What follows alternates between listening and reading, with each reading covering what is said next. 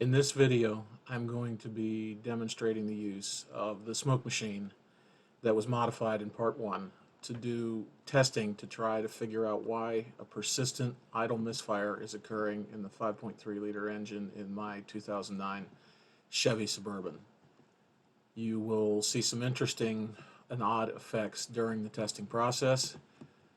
If you're wanting to ask questions or find out any more information, please contact me. I will be happy to talk about it. Thank you very much and enjoy the video.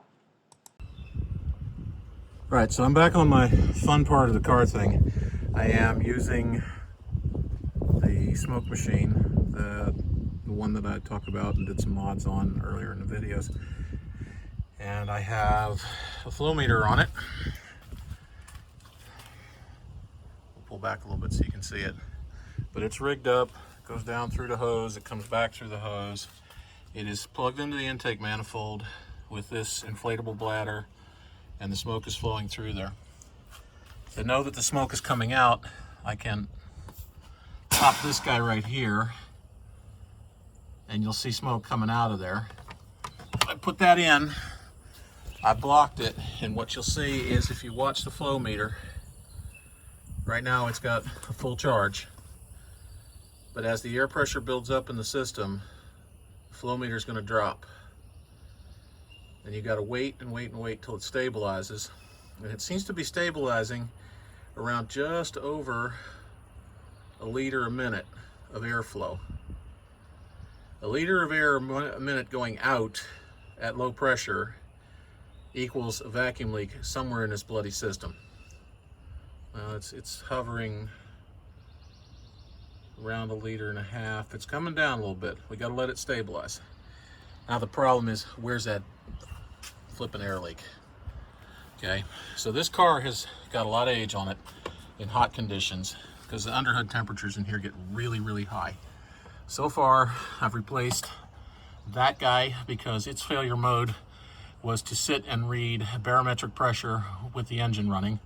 That's the manifold absolute pressure sensor, and what it should measure is barometric pressure or the vacuum being pulled in the motor, which will be something like half of barometric pressure. Okay, that made the engine run better. Last night, I replaced this. And yeah, I know it's a parts cannon thing, but this guy was also worn out. My fuel trims are much better, and weirdly enough, I now have better fuel trims on bank 2 and not as bad but worse fuel trims on bank 1. So I'm pulling about 9% long-term positive and around 1% to 2% short-term positive. I've got an air leak somewhere in this thing. So I gotta find it, which could be a real problem. We're gonna get out the camera and we're gonna run around and look at it. See, it's stabilized now, and it is pushing just on the high side of 1 liter a minute of air, out of that thing, and it's gotta be going somewhere, and that is my problem. My options, since this car does not have a vacuum operated heating system, there are no vacuum lines in under the dash. It's all electric. I do have a vacuum booster right there. So the obvious answer is to take that vacuum line off, plug it so it's solidly plugged, and get away from the vacuum booster and make sure the vacuum booster itself is not the source of the problems. Typically, if the vacuum booster dies, it's going to leak inside the car. I got air flowing around here, so the sniff test isn't going to do me much good. I have smoke flowing, and the smoke is a little weird. It's very hard to see unless you have a normal flashlight. Almost all the flashlights we use nowadays are LED. LED does not work very well for finding smoke. You've got to practically find it with your nose, or it's got to be a lot of smoke. This thing's volume, the volume of smoke that comes out of this thing is not particularly high. It's plenty warm, I can feel it. So it's making plenty of smoke, and it is not leaking smoke out of any of the taps and adapters and fittings. anywhere that I can see. That would be pretty visible pretty quick. So the question is, where is it? And hang on a minute, let me look. I'm looking down in there and I do not see a thing. I'm gonna get mirrors and lights and whatnot and start looking for a tiny little bit of smoke leakage somewhere. But as I noted, I'll first take the booster off. We'll come back to this in a minute. All right, so stage 2 on this. As you can see, I have pretty much closed up the vacuum line on the brake booster. I have plugged off and closed the line going back to the gas tank ventilation system. So the ventilation valve is that guy right down in there. If you follow that hose, you'll see it right there with the little electrical connection. Duh, can't talk. And for shits and giggles, I have removed the PCV, as the positive crankcase ventilation definitely leaks out of that when it's got positive pressure in the crankcase. Okay, so I have plugged, there's a rubber boot down in there. I'm gonna tilt this so you can see it. But there's a rubber cap buried up in the entrance. There's a rubber cap on this end. So at this moment, I'm isolated to the intake manifold from here. Basically, no vacuum lines connected to it that go anywhere. And we come and look at the gauge. And if you look at it, that's a very intriguing result. You're not going to get that kind of popping unless it's something that is reacting to the pressure and opening up and then closing. I'm starting to think that what I have is a crack in the intake manifold, because that's the only thing I can think of that would do that, the way I'm configured right now. I mean, the air pressure into the motor is there. It's not high pressure, so it's not going to go blowing past the front or back main seals.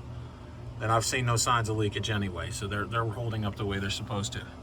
Crankcase ventilation is working like it's supposed to.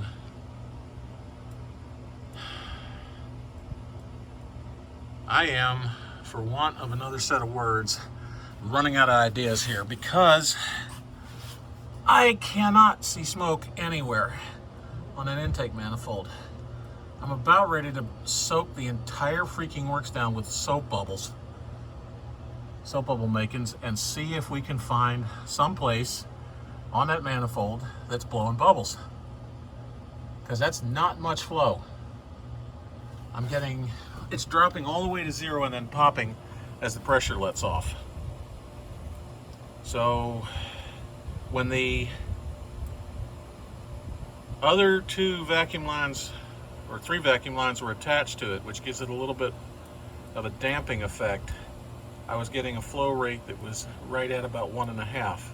I am below that now, but you can see that, or in fact you can hear. Here, let me turn the mic so you can hear it.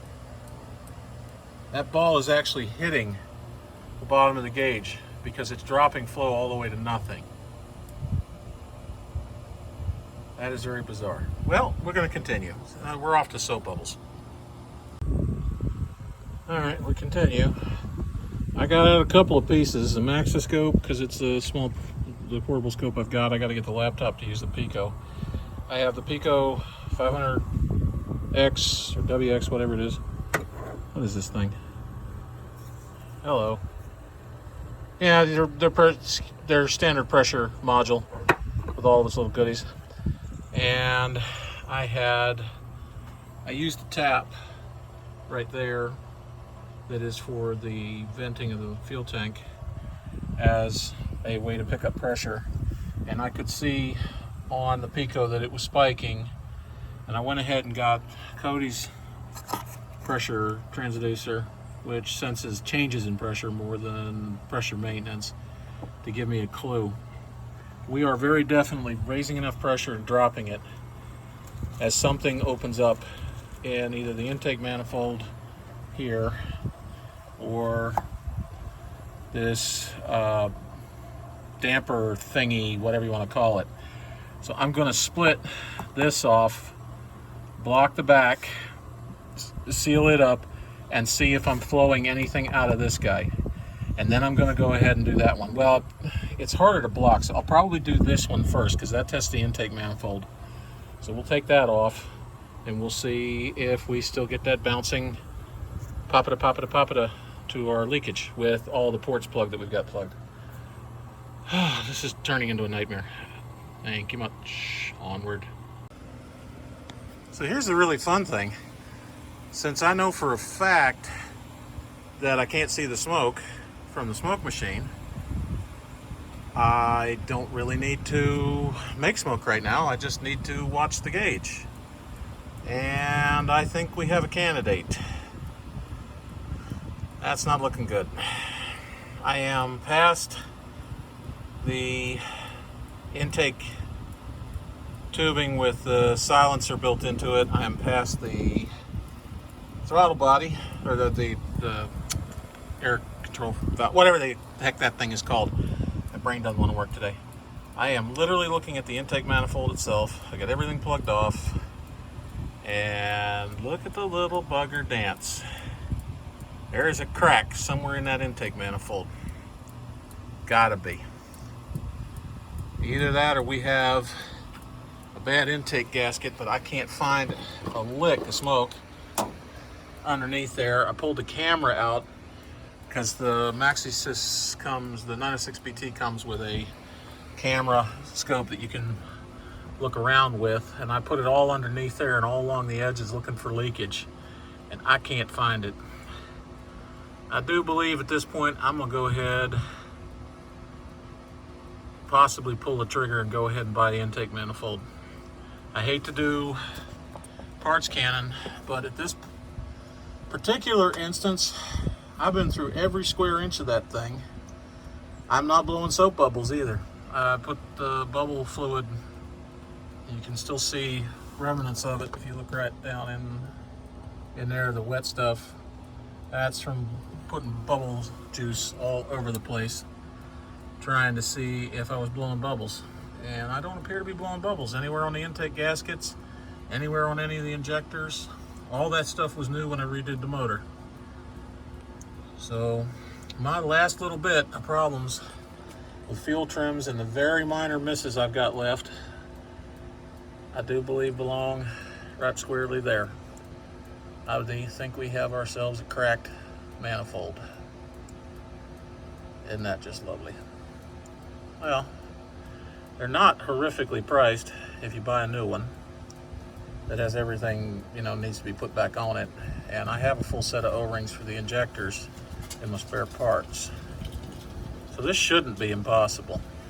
Alrighty, to be shown off in the future. This last little bit is a bit of the capture on the Snap-on showing the fuel trims with the air leak running after the last couple of parts changes. See the numbers and we'll go from there. Okay, so I put the car back together and I'm inside of it and I'm looking at my long-term fuel trim data. And I really got to talk about the history of this because there was a lot of stuff going on. If you look at the short-term fuel trims, it's interesting between the two of them. Bank 1 is bouncing up and down but staying generally in the neighborhood of 0. Bank 2 is kind of cycling from 0 but down to negative values. Bank 1 long term is sitting at 9 and Bank 2 is sitting at 6. This is a lot different than where we were. So there's some history. Go back. I hope you found all this interesting. Thanks for watching. If you like, comment, talk to me, subscribe, do whatever you like. And stay tuned for part 3 where I replace the intake manifold and see what happens. Fingers crossed that it fixes it.